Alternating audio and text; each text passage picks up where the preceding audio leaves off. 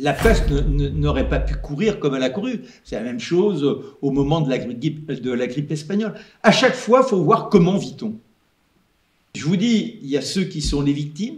Essayez de voir quelles sont les conditions de vie des victimes et ceux qui échappent au fléau.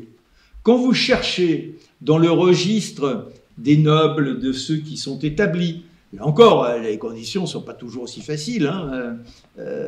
Dans un château, les courants d'air viennent taquiner les corps. Il n'en reste pas moins que vous avez une meilleure protection, vous avez surtout une nourriture avec une certaine abondance, et c'est ça qui est terrible, c'est que dans toutes ces périodes, vous mourrez soit pratiquement de famine, vous êtes épuisé parce que vous n'avez rien au quotidien.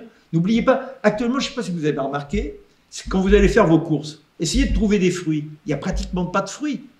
Et les pommes que vous avez en proposition de vente, ce sont des pommes qui ont bénéficié, même chez les bio, d'un petit gaz pour éviter la flétrissure.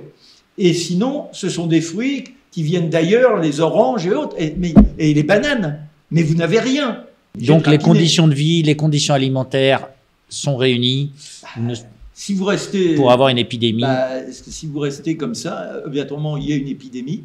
Et quand vous regardez, les aristocrates, globalement, je n'ai pas trouvé de grands noms qui disparaissent. J'en ai pas trouvé, j'ai eu beau chercher. Et j'ai fouiné, hein. Ça demande des semaines, des mois de travail. Et d'ailleurs, il y a le chapitre 4 qui parle du délire des épidémies, donc quelque part, vous revenez...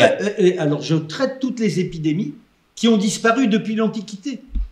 Des épidémies avec les symptômes qui sont très bien consignés par les écrivains du temps, chroniqueurs du temps.